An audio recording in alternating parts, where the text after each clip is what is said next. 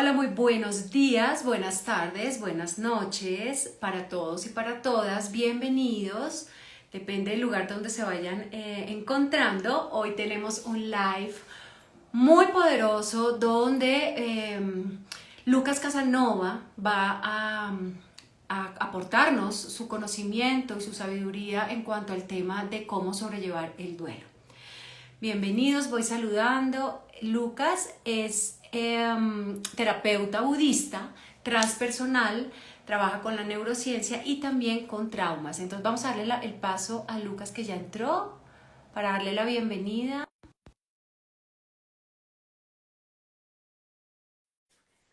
Qué maravilla verlos a todos por aquí. Vamos a ver. Lucas, ¿cómo estás? Bien, ¿qué tal, Carmen? ¿Cómo estás? Feliz y agradecida de tenerte aquí en este espacio donde tenemos la oportunidad de aprender cada día cosas nuevas y bueno, con invitados tan especiales como tú.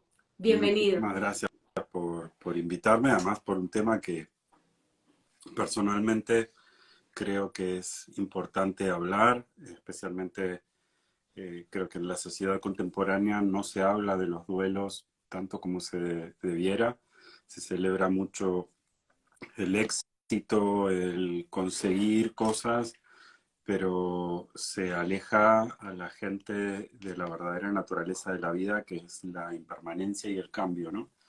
Y frente a eso, la forma budista de mirar los duelos puede ser muy útil en la mirada contemporánea. Sí, porque obviamente, bueno, primero, pues el duelo viene de la palabra dolor, que es Sí, algo inevitable, ¿no? La vida nos lleva a veces por diferentes situaciones y por pérdidas, y realmente es una pérdida, entendiendo que puede ser real o simbólica también, ¿no? sí, Porque no exacto. solamente es el hecho de que una persona trascienda o fallezca, sino también puede ser una ruptura amorosa, una pérdida del trabajo, que un hijo La, se va del país y lo ujú. tomo como una muerte, ¿no? Y eso lo asimila así el cuerpo. La pérdida de la salud también, la pérdida de un sueño o de una expectativa, eh, una relación que cambia, la pérdida de la juventud. Yo creo que si nosotros reconocemos la naturaleza impermanente de la vida, hay un montón de herramientas que podemos utilizar para que esos sean momentos de transformación. No solo verlo como aquello que se fue, sino la posibilidad de comenzar un ciclo nuevo. Sí, pero en esa pérdida de lo que sea, ya sea una persona, un trabajo o algo, Sí. entramos en caos. Entramos en un caos Mm, emocional mm, donde no todos, es decir, y yo soy consciente de eso, no podemos medir el dolor de nadie. Todos tenemos un dolor diferente. Para mí la muerte de una mascota es diferente a la muerte, a como siente mi hijo la muerte de esa mascota, por ejemplo. eso es Y cierto. siempre, y mucho, y eso pasa mucho, claro que ahora estamos con un poquito más de despertar de conciencia y estamos entendiendo un poco más todos estos temas, pero sin embargo escucha a uno personas decir, bueno, ya, pero tampoco es para tanto, o sea, ya cálmate, ya pasó, ¿cuántos años llevas en esas y sigues en las mismas? ¿No? ¿Qué hacer cuando una persona está con ese duelo lo acompañamos? ¿Qué le decimos? Uno a veces, pues sabes, como que llega a los funerales o al entierro a dar el pésame Mm, que se utiliza en las religiones, bueno, en la mm, católica, por mm. ejemplo, y uno no sabe ni qué decir. O sea, uno no dice, ay, siquiera se murió, ¿cómo estaba sufriendo? O, ¿sabes? O uno dice, aquí estoy, o que ¿cómo puede uno expresarse de una manera amorosa para no hacer sentir mal también a ese doliente, ¿no? Que está atravesando eso. Yo, antes de ir a eso, Caro, me gustaría detenerme en algo que dijiste sobre que el dolor no es comparativo. Y eso tiene que ver mucho con nuestro sistema nervioso y cómo nosotros procesamos las emociones. El dolor forma parte de la existencia y es algo necesario porque son señales que el cuerpo o la mente procesa. El dolor emocional y el físico se sienten en el mismo lugar del cerebro y para el cuerpo es exactamente igual si el dolor es físico o emocional. e inclusive el dolor físico y emocional que se realimentan uno al otro, también se pueden vivir con gran intensidad porque cronifica y se sostiene en el tiempo. Como decía recién, el dolor es información que es necesaria para la vida porque de esa manera no te quemas con el fuego, adviertes circunstancias que quieres cambiar, reconoces que hay conductas que deberían modificarse porque te causa dolor el haber lastimado a otra persona. El dolor es muy importante. Nuestra mente está hecha para sobrevivir y el dolor es información vital. Además indica que uno está vivo, Claro. claramente. Y como decía recién, no existe una escala objetiva del dolor, sino que el dolor es muchas veces sentido por diferentes personas de diferente manera, debido a su historia anterior, cuánto dolor han experimentado, cómo han podido manejar, si es que han podido manejar la frustración o cómo han podido salir de él, si es que han podido salir de situaciones anteriores. Y entonces nosotros tenemos, como si esto fuera una cuenta, un estado contable, tenemos un debe y un haber, ¿no? Cómo hemos podido reparar situaciones anteriores de dolor que nos han enseñado en nuestra familia, cómo hemos podido ganar herramientas si hemos podido, y eso influye en la forma en la que procesamos el dolor, que eso ya tiene que ver no tanto con la sensación física, sino con la emoción, cómo nosotros juzgamos al dolor, cómo lo vivimos. Y socialmente al dolor se lo ve, tiene bastante mala prensa. No queremos hablar de él, consideramos que es algo molesto para el otro, tratamos de calmar la emoción del otro o sacarlo del dolor en vez de generar un espacio seguro para poder vivirlo. Y ahí es donde viene esto que comentabas recién sobre, por ejemplo, estar en un funeral y qué uno hace en ese momento. A veces uno dice, bueno, es mejor porque ya no sufre, o piensa todos los años que pudiste tener a tu madre, que falleció con 96 años, o tuvo una vida plena, o se murió rodeado de su familia. Todos esos comentarios se consideran comentarios simpáticos, donde tratamos de mostrar de manera forzada la buena, la- el lado bueno, ¿no? Como decir, no pases Sí. por el dolor porque después te vas a dar cuenta que el lado positivo era este, así que quiero abreviarte este tránsito, porque además para mí es incómodo verte sufrir, y entonces vamos al final de la historia. Eso en general nunca funciona y para las personas dolientes se vive como una patada porque el dolor es inevitable, el dolor forma parte de la vida, uno no puede no elegir sentirlo, no existe la posibilidad de decir, ah, bueno, como me has dicho que no tengo que preocuparme, entonces lo que voy a hacer es dejar de preocuparme en este momento. Ujú. Muchas gracias por habérmelo dicho, me hace sentir muy bien, muchas gracias. Nunca funciona de esa manera y entonces lo más difícil del dolor cuando se comparte es poder ser receptivo con él. Eso significa que estaremos sentados a la vera del dolor del otro sin poder eh, hacer otra cosa que brindarle un lugar seguro para que lo pueda expresar. Y como Acompañar, acompañar. acompañar. El, el dolor desde la perspectiva budista requiere mucho de lo que se llama compasión, el poder conocer mi propio dolor, mi propia oscuridad, mis propias limitaciones para sentarme con el dolor del otro. Y es por eso que grupos de dolientes, personas que atraviesan duelos similares, se agrupan entre sí para poder acompañarse en eso. Y también dentro de la terapia transpersonal o budista hay todo un apartado que tiene que ver con el manejo de la pérdida y el dolor, porque, como decía al principio, cuando presentabas el tema, el hecho de hablar solo del éxito, y además las redes sociales tienden a poner mucho marketing en lo que sí funciona y no hablar de las dificultades que conllevan las cosas que no funcionan y que son necesarias terminar, ¿no? Es decir, bueno, esto requiere un fin, requiere un final, requiere un cierre y requiere procesar el dolor para que pueda dar el siguiente paso.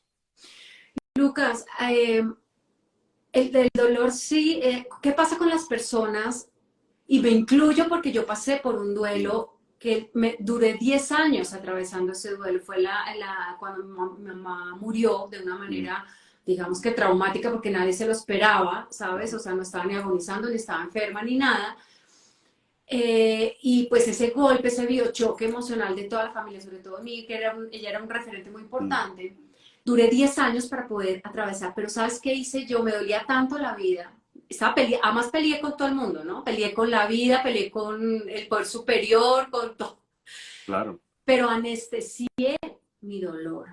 claro. Anestesié mi dolor con el licor y con los fármacos psiquiátricos. Mira tú, Sí, muchos años, muchos es, años, para no es, sentir. eso justamente una de las cosas, cuando alguien quiere pasar rápido o lo más rápido posible por un duelo, lo mejor es poder enfrentarlo sin evadirlo. Eso requiere la seguridad para nuestro sistema nervioso de saber que esto va a terminar, ¿no? Porque uno dice, cuando vas al médico te dice es un pinchazo nomás, ¿no? Y te dan una vacuna, por ejemplo. Sabes que es un pinchazo, que luego te ponen una pequeña venda para que no sangre y que puede doler en la zona de la vacuna y luego, digo, por citar cosas que la gente conoce bien con el COVID, sabe que, bueno, que va a doler y que va a pasar y que va a doler un poco y va a ser molesto, son 48 horas y pasa. Y luego, como hemos hablado tanto del tema, todo el mundo lo asume como una parte natural. Y entonces dice, Ujú. no, no, me tengo que pedir un par de días porque me he dado la vacuna tal o cual, y entonces tengo que esperar y demás. Nosotros no tenemos naturalizados los duelos normales de la vida. Si nosotros viviésemos una vida medianamente saludable, a todos nos tocará de alguna manera despedir a nuestros padres, que han sido constante, vital y que nos acompañarán si tenemos la dicha de compartir una vida hasta, por ejemplo, los 40, los 50, los 60, hasta los 70 años. Hay gente que puede compartir la vida con sus padres. Pero si nosotros somos lo suficientemente saludables, tocará despedirlos, sin lugar a duda. Y no existe preparación en la sociedad para eso. Y el COVID nos ha mostrado claramente lo mal que procesamos los duelos socialmente, donde tenemos grandes expectativas de que las cosas sean de una determinada manera y es comprensible, la expectativa nace de la experiencia y entonces las cosas que hemos vivido a lo largo de nuestra vida nos enseñan o nos dicen que una persona tiene que vivir X cantidad de años y que tiene que vivir en X condiciones. La verdad es que así todo, que es una expectativa razonable, como decía recién, la vida nos ha enseñado que nada es como lo imaginamos. Entonces, cuando Así nosotros es.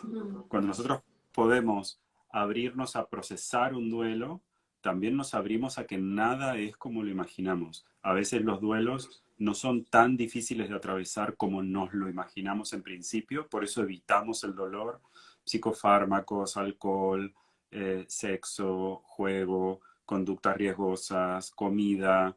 Utilizamos sensaciones físicas y emocionales para salir de ese lugar y anestesiar el camino que tenemos que atravesar.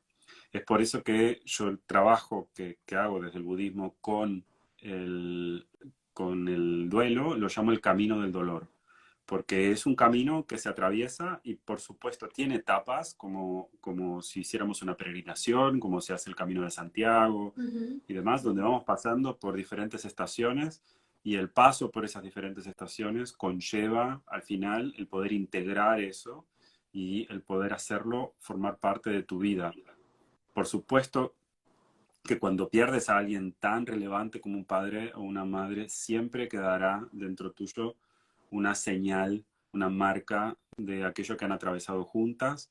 Y eso es brillante y es bello porque esa persona que ya no está seguirá viviendo en ti, en la forma en la que lleves adelante tu vida, en la forma en la que hables de ella. Yo hablo, por ejemplo, siempre de mi abuela María como un ejemplo de resiliencia y las cosas que yo he aprendido de ella, almeriense, sobreviviente de la Guerra Civil Española y migrante a Argentina, donde yo nací Y eso me enseñó a mí a ser migrante, me enseñó a mí a ser resiliente. Todos los días pienso en ella de una manera o de otra y, y siento a esta altura, luego de mucho tiempo, porque ella me crió a mí, que es un duelo integrado. Y un duelo integrado es una pérdida donde te ha quedado lo mejor y donde has conseguido transformar eso en una enseñanza. Ha terminado siendo propósito. Por supuesto que hay características del duelo que no se acaban, porque hay espacios vacíos que nosotros los queremos honrar como tal, que significa que no quiero que nadie ocupe ese lugar, porque ese lugar para mí está definido por aquella persona que ya no está o por aquella situación que ya no forma parte de mi vida. Y eso es una elección personal y por supuesto que es válida. El tema es el sufrimiento. Ahí el budismo tiene para decir al respecto que el sufrimiento es la opinión mental que tenemos sobre el dolor. El vivir con dolor, y hay situaciones donde las pérdidas son irreparables, por ejemplo, la pérdida de la salud con una enfermedad crónica o terminal, la pérdida de un hijo que en casi ningún lenguaje de la tierra tiene nombre. Sí, nosotros Ahí podemos hablar iba. de orfandad, de viudedad, pero no podemos hablar de la pérdida de los hijos. Es una de las cosas más innombrables que existen. Eso, por supuesto, deja una marca que es muy difícil de atravesar y es uno de los duelos más desafiantes que tienen las personas. También es cierto que las mujeres más resilientes que he conocido en mi vida han sido mujeres que han enseñado a otras a atravesar esos mismos duelos. Um, Creo que el honrar el espacio que esas ausencias han generado no significa que debamos sufrir en tiempo presente por aquellas pérdidas. Uno puede ser respetuoso con la pérdida, honrarla, mantener esa llama viva y a su vez vivir la vida de la mejor manera posible con las herramientas que existen. De eso se trata. Porque, Lucas, cuando hablamos de que estamos atravesando un duelo, obviamente nos está doliendo esa pérdida, pero es Claro. muy diferente atravesar el duelo desde el amor, desde la conciencia, sí, desde el amor, desde el sufrimiento, que fue lo que a mí me pasó durante 10 años sufriendo, Mm, ¿sí? Y aparte sentía el dolor, pero también estaba sufriendo. mm, ¿Qué me tocó? ¿Sabes qué hice? Obviamente me tocó buscar ayuda profesional que claro. me guiara y empezar a hacer un cambio en mí y empezar a aceptar muchas cosas y sobre todo empezar nuevamente a atravesar ese duelo después de 10 años, de una manera diferente. Ya no Así. desde el sufrimiento, sino desde el amor, desde la conciencia, desde entender que todos vamos también a morir, Ujú. ¿cierto? En la espiritualidad hablamos de que simplemente es un paso más de lo que venimos de evolución, ¿no? Pero eso no lo sabía yo antes y qué bonito poder tener esos espacios para poderle aclarar a las personas de que esto no termina acá, de que Mm. sigue, de que hay algo más, ¿no? Yo eh, personalmente digo que las pérdidas que uno va teniendo a lo largo de la vida son las que abren espacios para vivir otras vidas en esta misma. Muchas veces nosotros pensamos a la reencarnación como la pérdida de este cuerpo físico y se sostiene la conciencia. ¿Qué pasaría si fuese al revés y que sostuvieses el mismo cuerpo físico, pero es la conciencia que muere y vuelve a nacer y cambia de forma? Eso te ha permitido dejar de ser la niña, dejar de ser la adolescente, dejar de ser la persona inocente, dejar de ser la dependiente, dejar de ser la inexperta, dejar de ser la persona sin herramientas, dejar de ser aquella que tenía vergüenza a ponerse delante de una cámara y hablar en este momento con 800 personas. Todo ese tipo de cosas han ido muriendo dentro tuyo y gracias a que han muerto han hecho espacio a la versión siguiente. Y Claro. eso es reconfortante saber que inclusive las cosas más terribles o más dolorosas también terminan. Sí, y a veces hay que dejar morir para empezar también, ¿no? También las situaciones, el querer aferrarme a una persona, a un matrimonio que ya definitivamente hemos intentado por todo lado y no funciona, por ejemplo, y me Claro. aferro y no, pero es que y ya, definitivamente no, nos aferramos porque queremos tener el control, pero más al fondo de eso hay un miedo profundo a, ¿no? Es Eh, que ahí hay una cosa, Caro, que me gusta hablar, que es el tema del ego. El ego es esa personalidad que nosotros, esa forma que nosotros creamos para navegar el mundo. Yo a ti te llamo Caro, a mí me llamas Lucas, pero ni yo soy Lucas ni tú eres Caro. Nosotros somos mucho más que eso. Nosotros podríamos haber tenido cualquier otro nombre y nuestros padres quizás eligieron nuestro nombre inclusive antes de conocernos físicamente. Y ese nombre quizá ni siquiera nos pertenece, sino que es parte de una tradición familiar o de una moda que surgió en algún momento por, no sé, ujú, en mi caso fue porque el cura párroco que casó a mis padres tenía una afición especial por los evangelios de San Lucas y San Lucas era considerado médico y era uno de los cuatro evangelistas, era como el más profesional y mis padres eran los dos ingenieros y entonces sintieron mucha afinidad por eso y así es como ese es mi nombre. Mi segundo nombre, que no lo uso, es el nombre de mi padre y podría haberme llamado de cualquier otra manera si el cura párroco le hubiera gustado, no sé, Mateo, ujú. por ejemplo. Ahí eso habla de cómo nosotros vamos construyendo la identidad como un guante y vamos desarrollando las características que nos permiten vivir en el entorno. Y entonces uno empieza a amar algunas características suyas, a rechazar otras, a ponerlas en la sombra, y eso va construyendo a la identidad. La identidad se vuelve, durante los primeros 40 años de vida, es nuestro motor.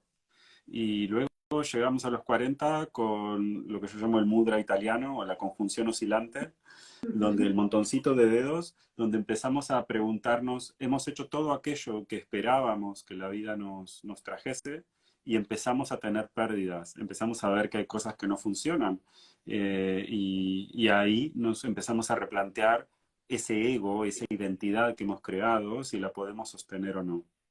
Cuando la gente me pregunta por qué tengo la costumbre de utilizar cosas que coloridas o diseños extraños y demás, yo suelo decir que una de las cosas que el budismo me enseñó es a no tomarme en serio, porque si me tomo muy en serio, sufro mucho, porque nada está bajo mi control.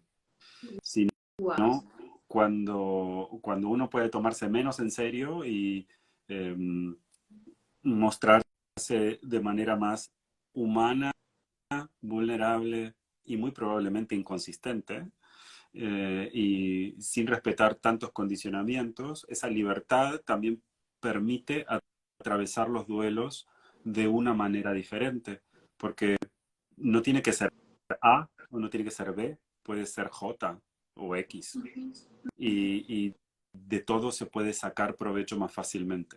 Si uno se imagina que tus padres deberían haber vivido hasta los 96 años y que tu matrimonio debería haber sido feliz durante 5 décadas y creamos ese condicionamiento mental, cuando eso no sucede por una causa que está por fuera de nuestro control, y entiendo, aquí decimos, uno puede poner todo su corazón, como decías, en una relación, desarrollarla, etcétera, y luego darte cuenta que no funciona y no depende de ti. Entonces, el poder abrirse también a otras posibilidades es fundamental para poder seguir avanzando. Es la capacidad de adaptación. Es- Nos, sí, Lucas, perdóname, yo leí una pregunta más arriba que están escribiendo un montón, pero me llamó la atención que decía que si hay alguna manera para prepararnos para atravesar esos duelos o atravesar el sí, duelo. claro que la hay. Sí, sí. La forma de prepararnos para atravesar los duelos es primero trabajar los duelos que tenemos pendientes o detenidos dentro de nosotros. Nosotros a lo largo de la vida tenemos situaciones donde en vez de enfrentar los condicionamientos que la vida nos pone por delante, los frizamos. Abrimos la puerta de la heladera, como decimos en Argentina, del Sí. frigorífico, cerramos. Y decimos, "Ah, listo, eso quedó ahí". Y muchas veces esos duelos detenidos lo que generan son áreas de dolor constante porque es como si una herida infectada nunca se abriese y estuviera encapsulada. Mientras no la toques no pasa nada, pero en el momento en el que la tocas, terrible. Entonces, lo primero que tenemos que hacer para trabajar los duelos de manera proactiva es justamente trabajar en nuestros duelos detenidos. Luego también, luego de eso, la identidad se vuelve más flexible y empezamos a aprender a observarnos como somos y no como creemos que somos. Una gran amiga, Illa Escribano, dice que nosotros deberíamos hablar solo de lo que sabemos, pero que eso no incluye el hablar de nosotros mismos, porque nosotros mismos somos los que menos nos conocemos. Y es el Y mayor reto, ¿no? es el El mayor mayor reto. reto que tenemos. Cuando nosotros aprendemos a conocernos a nosotros mismos y a observarnos y a no tomarnos tan en serio, luego ahí viene el camino de observar cada duelo como, o cada pérdida como un testimonio de la impermanencia y como el adaptarse al cambio vital que es necesario transitar.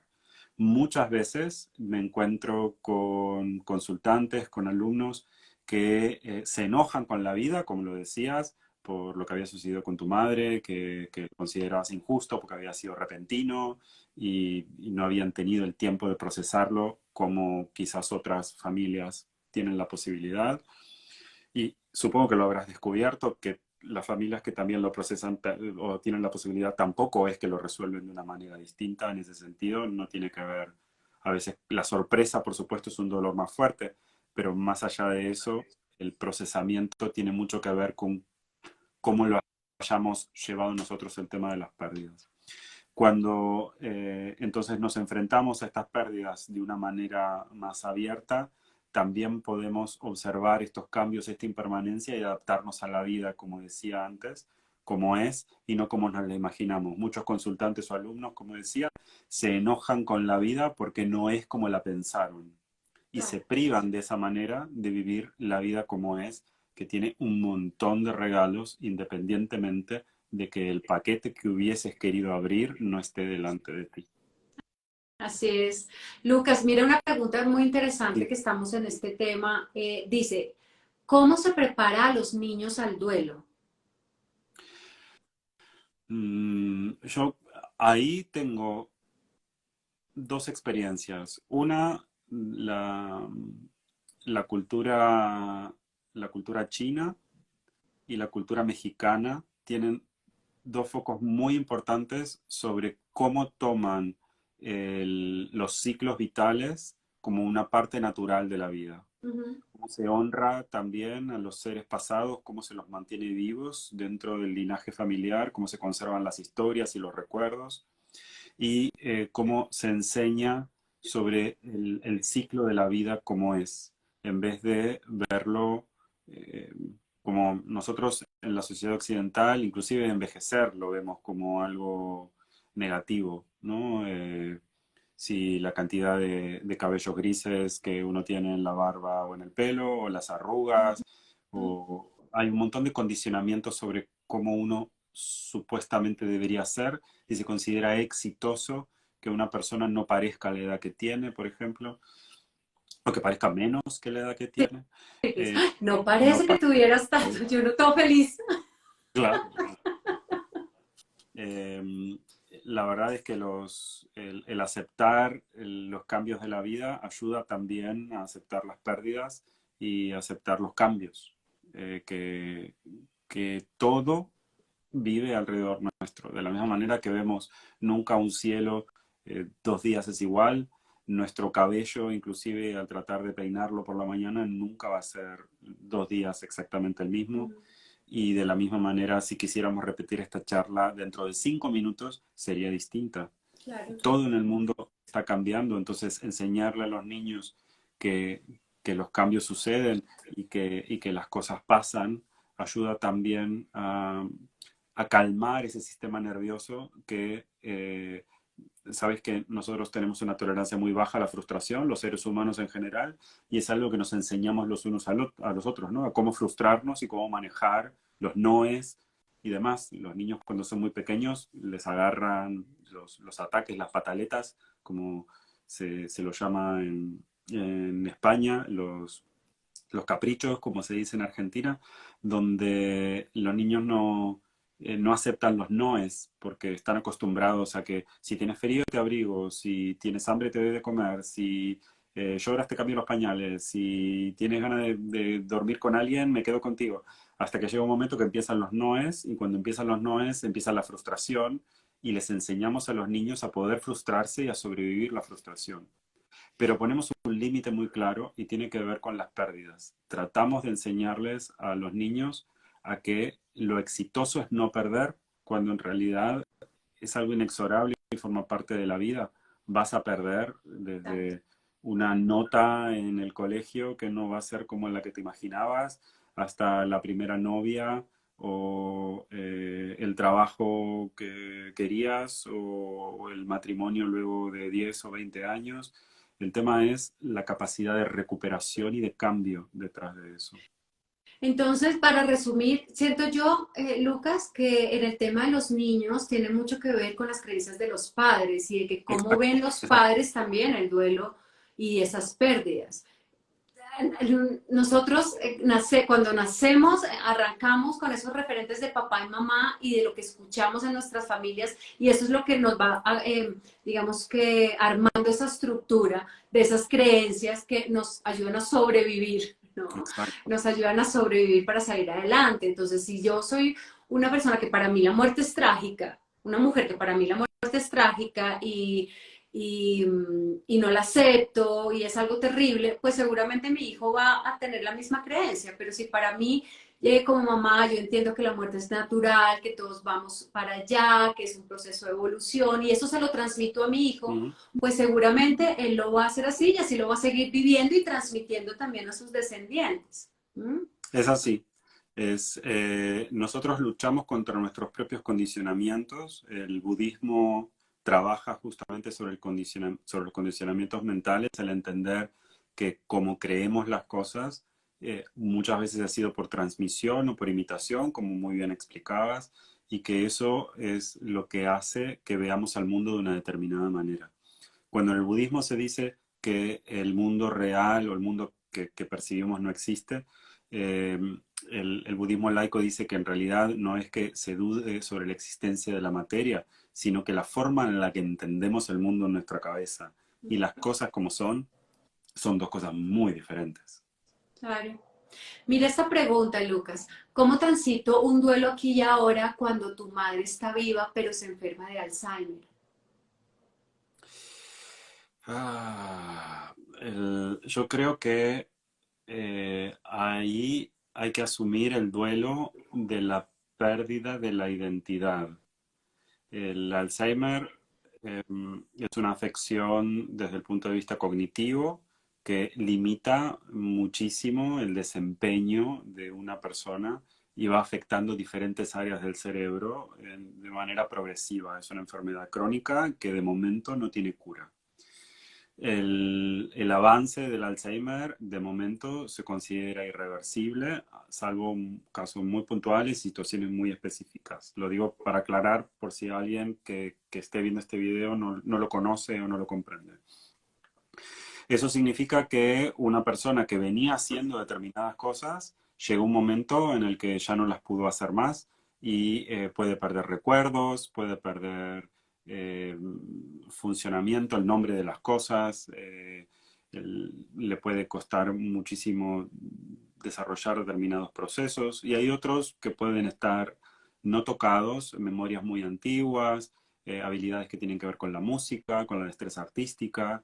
Entonces, a eso el Alzheimer conlleva una serie enorme de pequeños duelos, donde hay que aprender a despedirse de aquello que se ha ido, que tiene que ver con la identidad de la persona que hemos conocido y muy probablemente una persona que ha sido una constante en nuestra vida.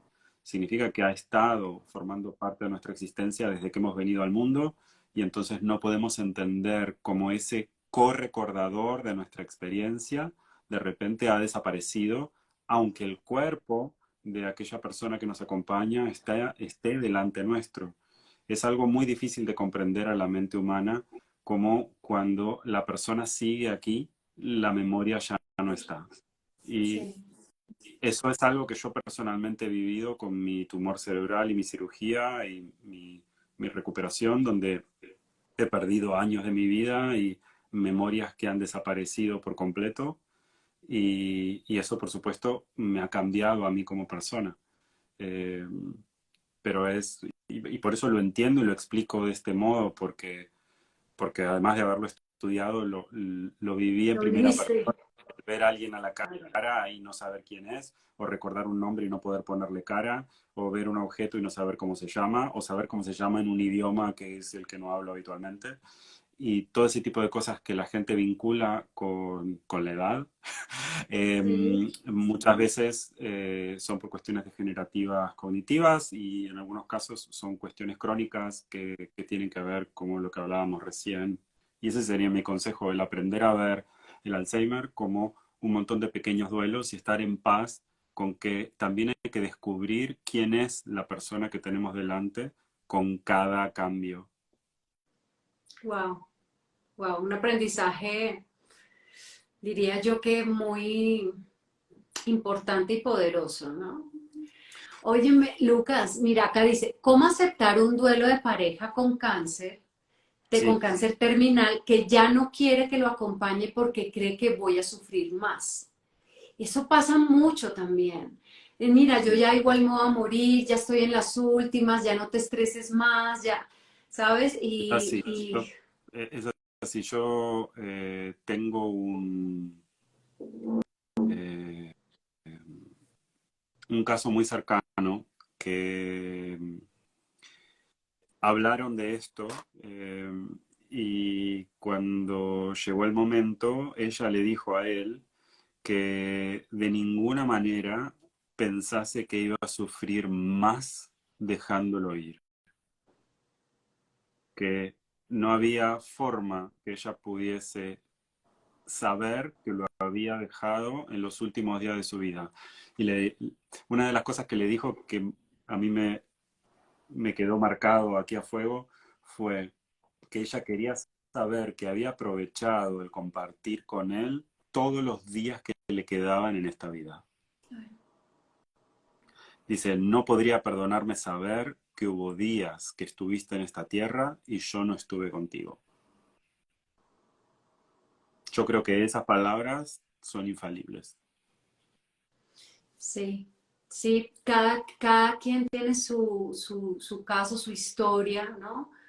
Y siento yo que el resumen es desde el amor, o sea, acompañar desde el amor, Mm, porque a veces también por hacer más hacemos menos, ¿no? Mira tú que cuando, en mi caso, a mí me encanta hablar de la vida real, a mí también. de casos de la vida real. Sí, En mi sí. caso, cuando yo estaba tan mal, que terminé en hospitales psiquiátricos con 2 intentos de suicidio, o sea, estaba Mm, tan abrumada, tan mal hace muchos años con estos temas y además, no solamente la muerte de mi madre, sino la muerte de muchas cosas que no aceptaba, ¿no? claro, por Entonces fue supuesto. Los como duelos una atrasados, bomba, sí, como los una duelos bomba.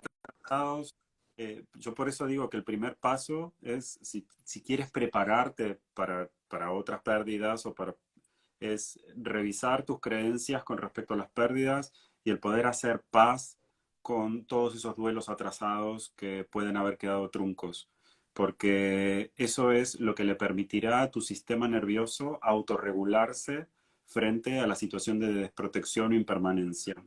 Esto es como si de repente el lavado a mano y el centrifugado, ¿no? Si uno tiene unas pequeñas manchas en una prenda la pone en remojo rápidamente, las manchas salen lo más bien, Claro, ¿no? O sea, sí, se acaba de manchar, claro. listo. Pero cuando eso empieza a tener capas y capas de cosas que nunca has podido limpiar, entonces vas al prelavado, vas al jabón fuerte, vas al lavado, vas al centrifugado, vuelves a lavar. Y eso es dolorosísimo porque es un montón de sacudones. Si uno tiene, tu sistema nervioso funciona como un cable, ¿sí? Y entonces, si no eres capaz de tomar la cantidad de energía que vas procesando cada vez de a poco, de repente es un montón y tu sistema se sobrecarga y no lo puede manejar.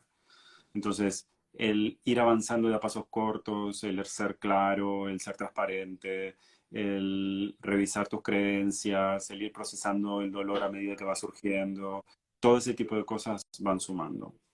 Mira, Lucas, a veces pasa que no nos damos el permiso de sentir ese dolor, porque entonces te dice, tú tienes que ser fuerte, tu familia, tu esposo y tus otros hijos te necesitan, no te puedes caer. Es que hay personas que, es que yo escucho, no, es que me lo dijeron, no puedes caerte, ya borrón y cuenta nueva, la vida continúa, tienes que salir adelante como sea, a costa de lo que sea.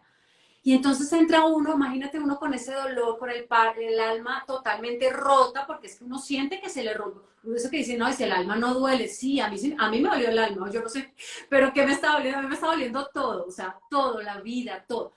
Y claro, obviamente uno tiene, sigue con responsabilidades, sigue la vida, ¿sí?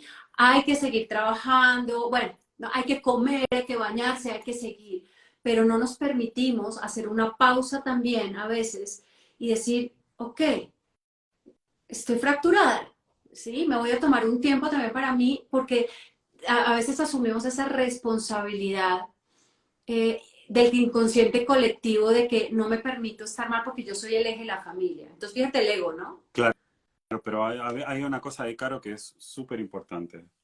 ¿Qué le estás enseñando a tu familia si le estás mostrando que el dolor no debe ser reconocido y sentido?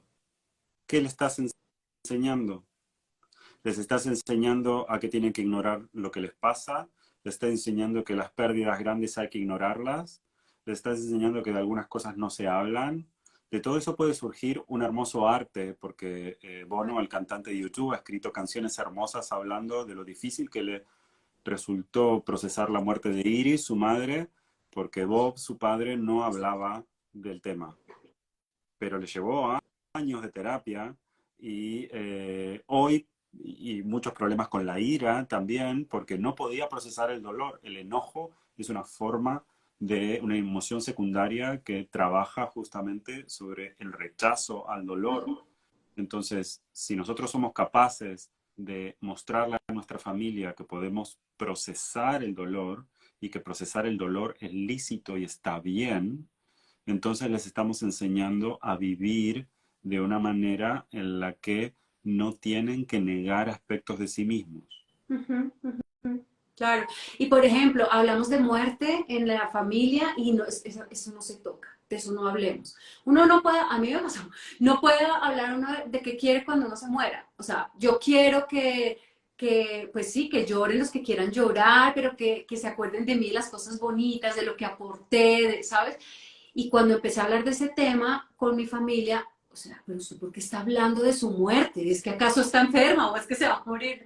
Porque yo ya hoy lo veo como algo muy natural, lo he trabajado, pero hay familias o hay personas que no tocan ese tema por miedo, por no hablemos de eso porque seguro lo atraemos y llega, ¿sabes? A ver, Hay muchísimas creencias con el tema de la muerte. de esta vida nadie sale vivo, ¿sí? Y una de las cosas más importantes al respecto de esto es que todos los rituales que se hagan alrededor de nuestra partida le pertenecen a los dolientes, no nos pertenecen a Qué nosotros. importante saber eso. Entonces, también ahí frente a lo que digo es, cuando yo me muera, hagan lo que se les ocurra, porque ya nada me pertenece, porque en ese momento lo que cuenta, la persona que se muere ya no siente más nada, al menos en el plano de la existencia como lo conocemos. Hay religiones o creencias que creen en la trascendencia del espíritu, otras personas que no, y ahí es el gran interrogante de lo que vendrá después. Pero lo que sucede hoy es que los dolientes somos los que lidiamos con la ausencia. Entonces, cada uno lidia con la ausencia de la manera en la que mejor le parezca. Creo que deberíamos aprender a quitar el peso a los dolientes de encima tener que cumplir voluntades que nosotros no hemos sido capaces de cumplir en nuestra vida. Dejémosles un regalo si queremos, dejémosles algo para leer y dejémosles la libertad de que expresen su dolor de la forma en la que quieran. Quitémosles el peso de tener que recordarnos de la manera en la que nosotros queremos. Eso es egoico Bueno, completamente. entonces ya hagan lo que quieran, ya no voy a volver a decir nada de lo que quiero que hagan. Perdón, ¿eh? Discúlpeme, No, pero me lo mío es encanta, pero mismo es que acérrimo. es muy lógico lo que estás diciendo, porque mira tú cómo el ego se mete por todos lados, ¿no? Se Claro, mete por todas partes, entonces era la que fíjate. quiero. Y digo, pero que tampoco lo puedo controlar, no puedo controlar ni Sí. cuándo me morí, cómo me morí, y ahora voy a querer controlar lo que va a ser la... No, dejémoslo, haga lo que quiera, haga lo que quiera.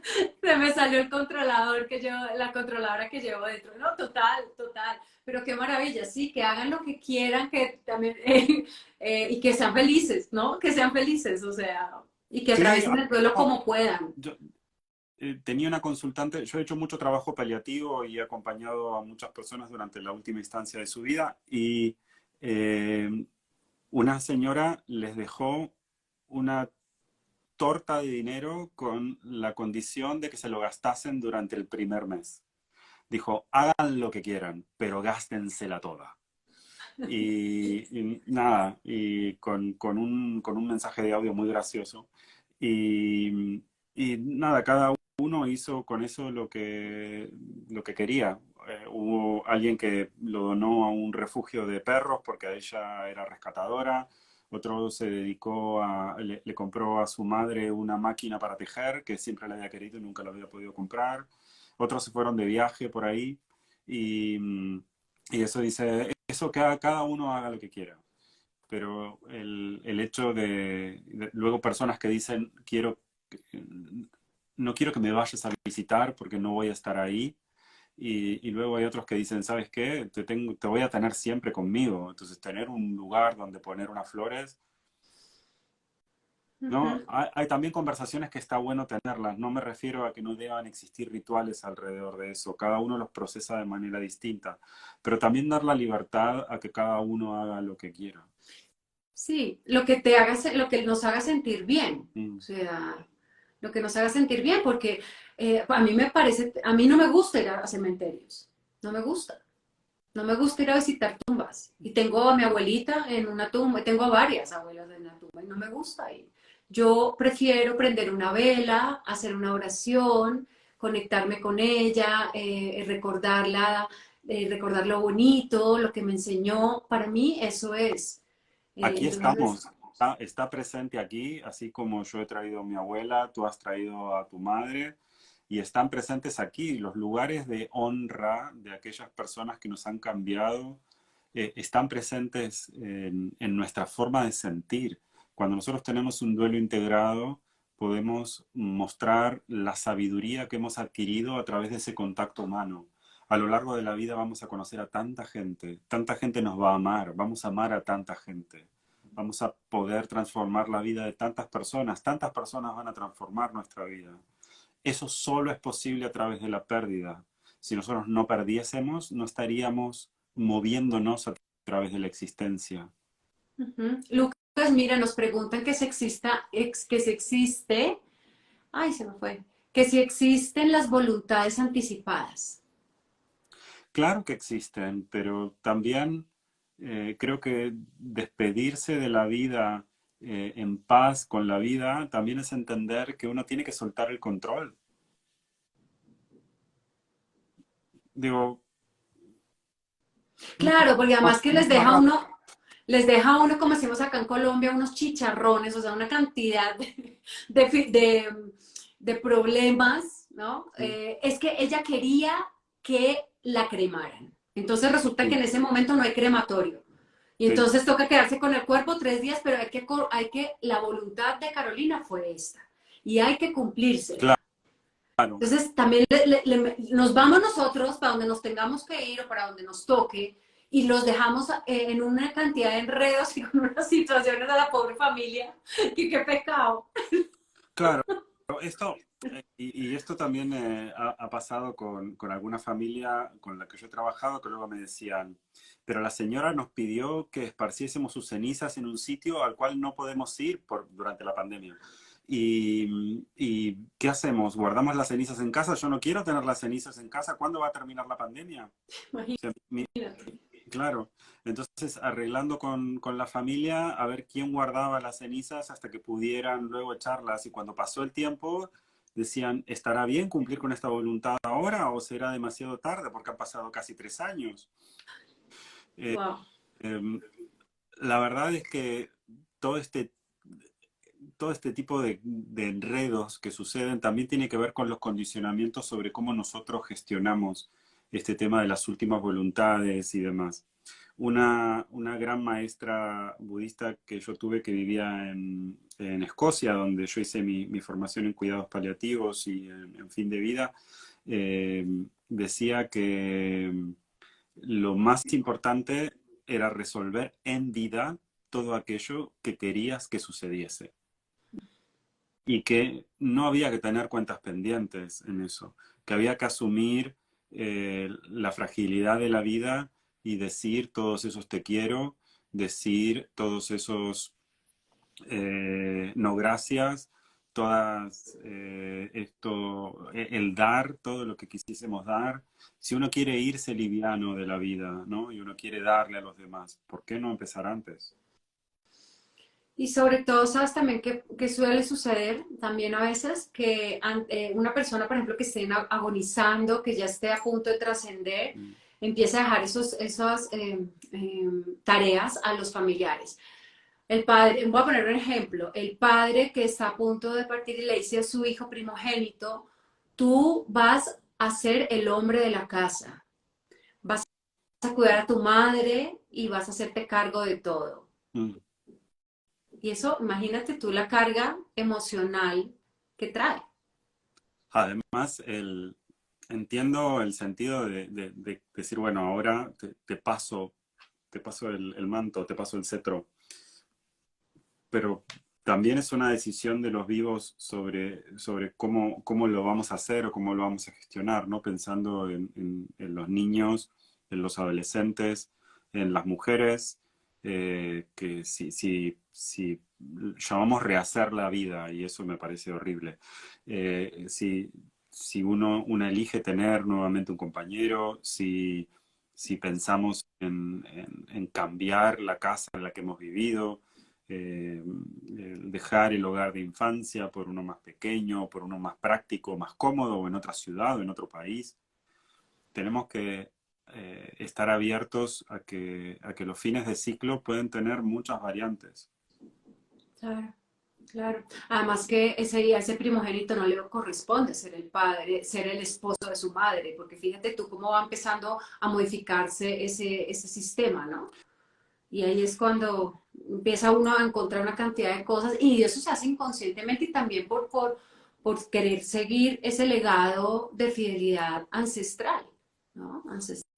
Para mí eso depende de los acuerdos y yo en ese sentido soy muy abierto. No, no es que digo que esto no debería hacerse, sino que si depende de mí, ser yo abierto. Si depende del otro y quiero cumplir con los deseos del otro, por supuesto, está en mí el poder hacerlo y eso está bien, ¿no?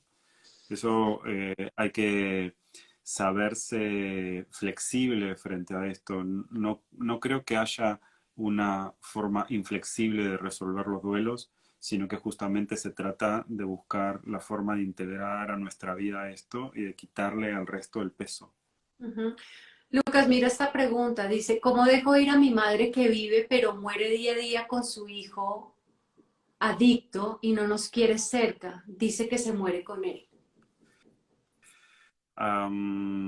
Ahí ese duelo también tiene que ver con, en general, los temas de abuso de sustancias incluyen, esto lo estudió mucho el doctor Gabor Maté y habla muchísimo de esto.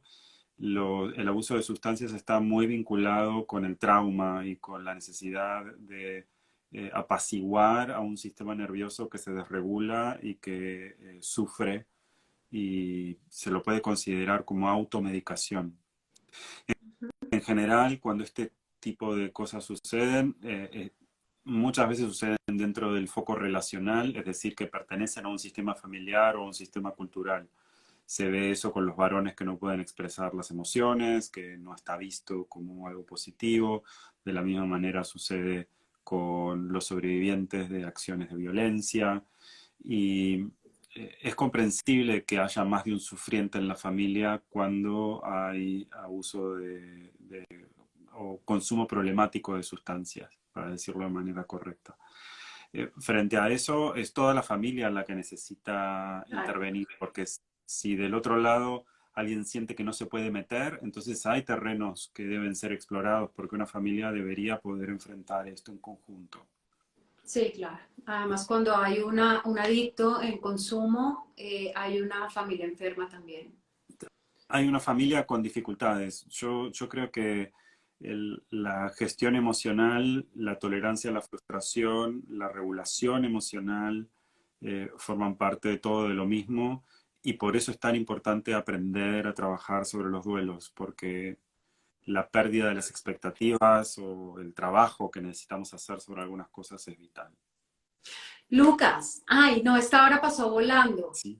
Mira, tú nos tenías una sorpresa. Algo dijiste en el flyer que ibas a dar y también quiero que hablemos un poco sobre tu libro Mm, y obviamente los podcasts que haces que amo con todo el corazón que se llama Budismo en Zapatillas. sí, Amo con todo mi corazón. Ahí te mucho, conocí, mucho. ahí te conocí escuchándote.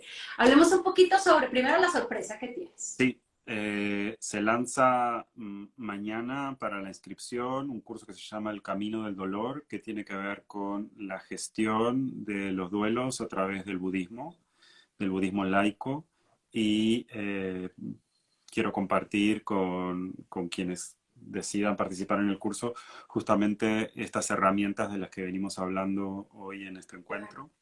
Y luego el libro del que hace referencia, que a ver si encuentro uno rápido por aquí. Y dale, búscalo. Aquí lo tienes, se ve al revés, pero ahí está, El poder sanador del caos. Es un diario sobre el tumor que me abrió la mente, se llama, y lo escribí justamente haciendo el duelo y el proceso de sobrevivir a un tumor cerebral y lo que significó aplicar en mí todas las cosas que le enseño a los demás. Como Wow. decir, bueno, Sí. y nada, la vida como es y no la vida como debería ser, porque muchas de las personas que trabajamos en este tema, si no hablamos en primera persona, a veces es un poco fantasma, ¿no? Como Total. se dice en España, donde, a decir verdad, has probado estas herramientas en primera persona, lo has visto, y a mí gracias por los comentarios del libro, muchas gracias. A mí me pone muy contento el compartir esto porque para mí ha sido una forma de volver al budismo de la manera más profunda, me ha ayudado mucho. Y el Maravilloso. podcast de referencia es una mezcla de neurociencia con psicología, neuropsicología, trauma y budismo, donde trato de hablar de la misma manera que hemos hablado hasta ahora sobre lo que hago. Está disponible en todas las plataformas de podcast, en mi sitio web. Están las listas de reproducción para que puedan ir por temas. Son casi como cursos en vivo, en audio, sobre diferentes cosas. Y nada, me pone... Unos regalos maravillosos nos mm, das. ¿Dónde nos Gracias. podemos inscribir a tu curso? Lucascasanova.com/cursos. Ok. Y luego me pueden mandar un mensaje privado y yo soy de los locos que todavía los contesta. Así Yo que lo sé, lo sé. Pero sabes una cosa, eso deja mucho que decir, porque estás presente. Estás presente Exacto. y hay muchos no, a veces no estamos tan presentes.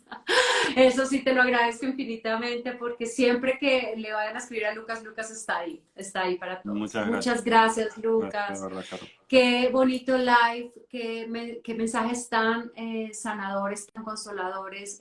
Logra uno ver luz, sabe Mm, que sí se puede y que todo es un proceso, ¿no? Y qué bonito si estamos atravesando por un momento de duelo, poder entender todo lo que tú hablaste y sobre todo buscar también ayuda terapeuta, porque, como te dije, yo estuve patinando muchos años mm. y hasta que no asumí la responsabilidad de cambiar y de ver el duelo con otros ojos, pues no ocurrió ese milagro maravilloso que es entender la muerte y la pérdida. Muchísimas gracias por compartir eso, Caro. Es muy valioso que las personas que trabajamos acompañando a otros mostremos humanidad en nuestros propios procesos. Eso es lo que yo llamo, como se dice en la cultura maya, yo soy otro tú.